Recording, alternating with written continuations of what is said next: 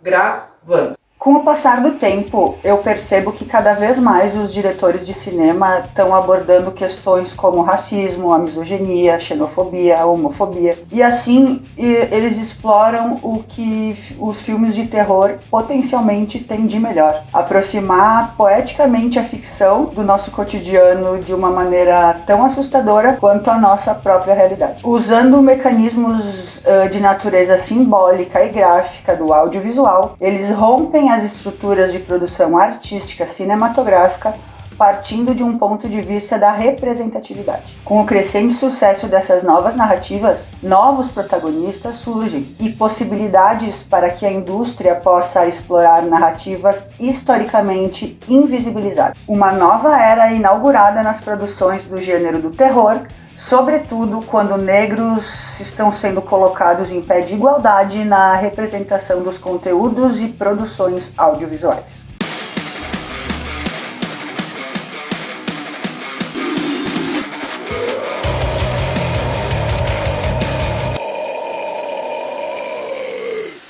Bom dia, boa tarde, boa noite, conforme a ocasião. Eu sou a Mel.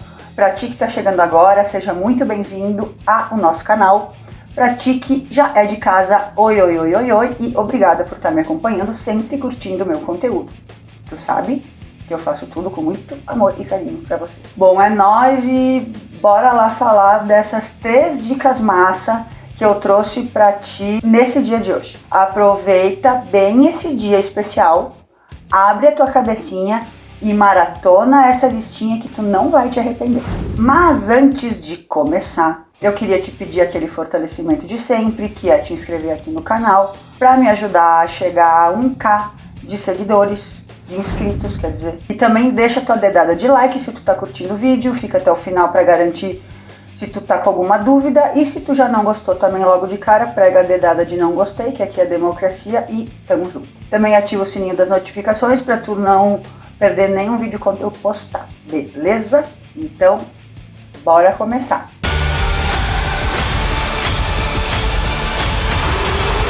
Dica 1, Lovecraft Country. Essa série, gente, ela foi baseada no livro Território Lovecraft, de Matt Huff, lançado em 2016. Tanto o livro quanto a série tratam sobre o terror cósmico, mas a série enfatiza a construção narrativa do ponto de vista da negritude, abordando a segregação racial nos Estados Unidos na década de 50. O livro de Huff é estruturado como uma série de contos interrelacionados e o primeiro deles foi lançado pela HBO esse ano, intitulado Sundown. Creio eu que o H.P. Lovecraft talvez não fosse se orgulhar muito da ressignificação dessa obra dele. Vamos ver aqui. Em Chicago, na década de 50, uma família luta para recuperar o seu legado ancestral perdido e travam batalhas contra os monstros e criaturas, aquelas famosas do H.P. Lovecraft, vocês sabem? Fantasia cósmica à parte, a relevância social nesse filme certamente está nas desigualdades raciais e todo o horror vivido naquela época que ainda está presente no nosso cotidiano. Um breve resumo, sem muito spoiler. Atticus, que é interpretado por Jonathan Majors, é um veterano negro de guerra da Coreia e grande fã de H.P. Lovecraft, apesar do notório racismo do autor. Quando o pai de Atticus desapareceu de forma misteriosa, que foi depois dele ter se encontrado com um homem branco, bem vestido, que dirigia um Cadillac prata e que havia lhe deixado uma mensagem enigmática. O Atticus se junta com a sua melhor amiga e com o seu tio George, que é interpretado pelo Michael Williams, e em uma jornada perigosa que vem mais adiante e que eu não vou te contar para não estragar a graça da série, então tu vai assistir, beleza? Vou falar mais um pouquinho aqui. Olha só que louco. O tio do Atticus, ele trabalha numa agência de turismo que garante que os negros viajem pelos Estados Unidos em segurança. Vocês vão perceber durante o filme diversas referências à marginalização dos negros, uma importante crítica histórica e social. Lovecraft Country aplica essas ideias de que a branquitude atua como os horrores sobrenaturais dessa série. O racismo originário do horror de H.P. Lovecraft, para quem não sabe, e reforçando o que eu disse lá no início do vídeo, Ele era racista, sim, assim como seu antecessor Edgar Allan Poe. A diretora Misha Green aproveitou a ideia de Lovecraft para acentuar esses horrores reais que serviram de base da colonização europeia. Os monstros aparecem depois do anoitecer em um chamado Condado do Pôr do Sol, que seria uma comunidade totalmente segregada de brancos. Afinal das contas, os negros deviam estar bem em casa antes do pôr do sol, sob pena de serem executados. Os momentos mais apavorantes são os reais, ambientados num contexto da lei de Jim Crow. Para quem não sabe, as leis de Jim Crow foram leis estaduais e locais que impunham a segregação racial no sul dos Estados Unidos. Todas essas leis foram promulgadas no final do século XIX e início do século XX pelas legislaturas estaduais dominada pelos democratas após o período da Reconstrução. As leis foram aplicadas entre 1877 e 1964. Na prática, as leis de Jim Crow exigiam instalações separadas para brancos e negros em todos os locais públicos nos estados que faziam parte dos antigos Estados Confederados da América a partir das décadas de 1870 e 1880. Mas é no clímax que a gente lava a alma nesse filme. A vingança da série contra o racismo de Lovecraft está na inversão da lógica na obra do autor, onde que ele sempre era vítima dos horrores do mundo antigo, como nos contos de Cthulhu. Vou deixar todas as referências que eu falei aqui na descrição desse vídeo, beleza?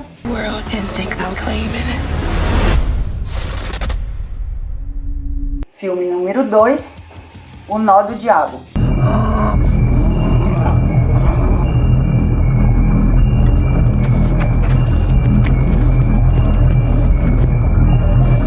E como eu não poderia deixar de falar de um filme brazuca da hora para vocês assistirem com muitas reflexões, esse filme aqui me envolveu demais. Eu sei que eu sou suspeita, sou apaixonada pelo cinema brasileiro, em especial porque eu me identifico muito. Mas esse filé de obra consiste em 5 contos de terror em uma fazenda tomada por horrores há mais de 200 anos.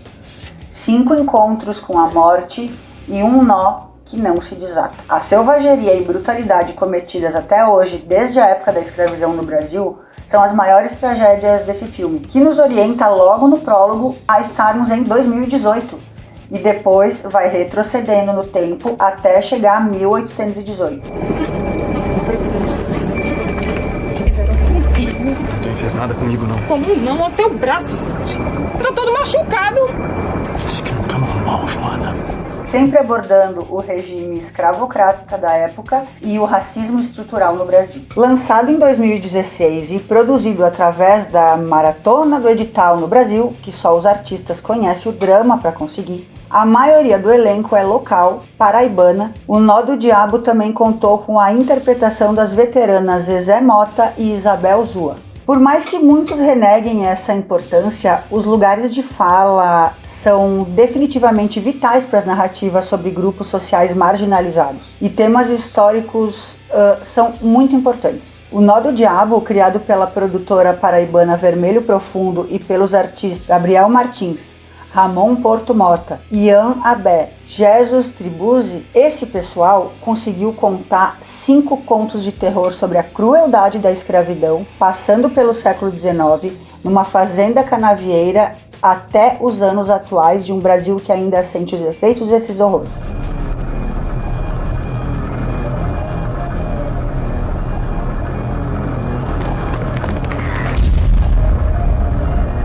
Filme 3. Congratulations. You're being released as asylum seekers, not as citizens, not yet. O que ficou para trás, ou His House, do diretor Remy Weeks. Mais um lançamento aqui da Netflix para vocês. Esse diretor britânico realizou um longa-metragem pela primeira vez, um drama e horror que mostra como é entrar em uma terra estrangeira depois de escapar de uma nação devastada pela guerra e explorar o desespero para se encaixar numa cultura que não é a tua e depois aguentar as consequências dos horrores que vêm com isso.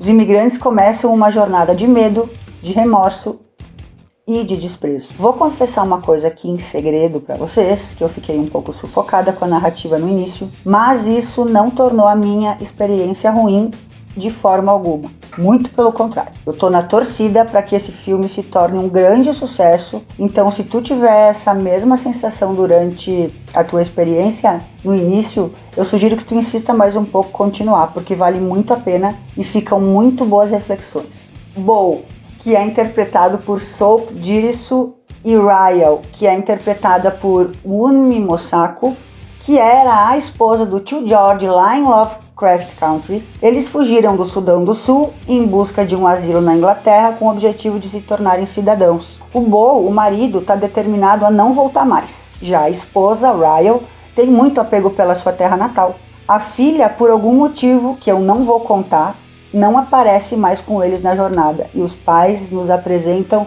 sentir muito remorso, especialmente a mãe.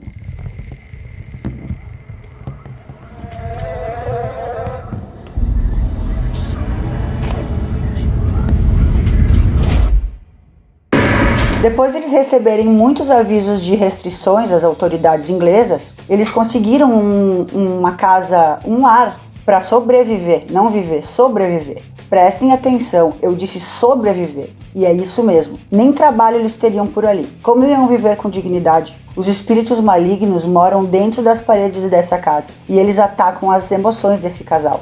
Bo, o marido, canaliza toda a vergonha dele, se tornando ferozmente uma parte ativa da cultura britânica. Ele começa a ver as pessoas nas paredes da nova casa e em seguida tem visões da noite em que ele e Ryle, a esposa, e mais muitos sudaneses atravessavam o mar de barco junto com as suas famílias. Com a falta de pertencimento e acolhimento, esse casal vive isolado nessa casa. Nenhum lugar é seguro para eles. Eles não conseguem escapar das mentiras inventadas nas cabeças deles mesmos. Os atores Mosaku e Jirisu foram fenomenais com as performances emocionantes e acompanhando muito bem esse ritmo. A trilha sonora é muito importante aqui nesse filme, gente, porque ela amplifica a sensação do pavor. Aí tu soma ao clima assustador do filme as cenas entre a fuga do Sudão, a casa e o subconsciente deles, se mistura e assim,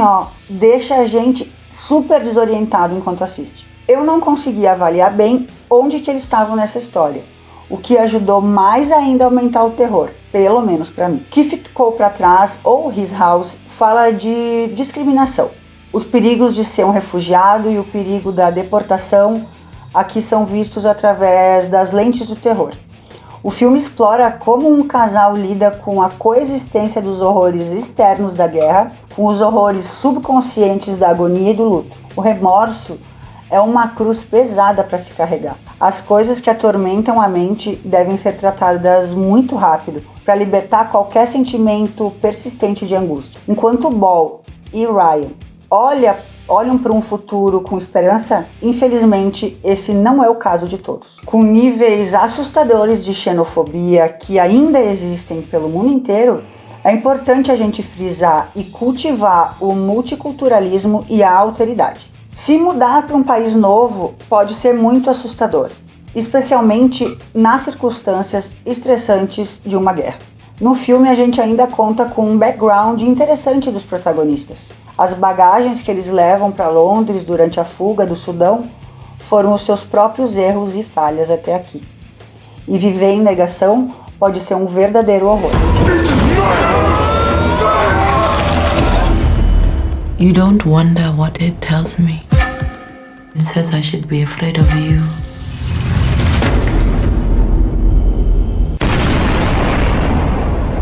Bom, meus queridos e minhas queridas, eu fico por aqui. Eu espero que vocês tenham curtido esse vídeo, que estes filmes façam vocês pensarem além de entreter e que eu tenha acrescentado algo de útil na vida de vocês e que tenha trazido conhecimento para vocês também. Deixa aqui nos comentários as ideias que vocês têm sobre isso tudo. Lembrem sempre de valorizar o trabalho independente, local e de qualidade. Até a semana que vem e tchau! Oh, meus queridos, muito obrigada por terem ficado com a gente até o final. Lembra que a gente faz tudo com muito carinho e dedicação para todos vocês. Vocês podem encontrar a Mel também nas redes sociais, através do @mel_esquer.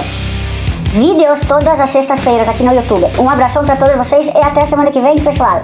Tchau!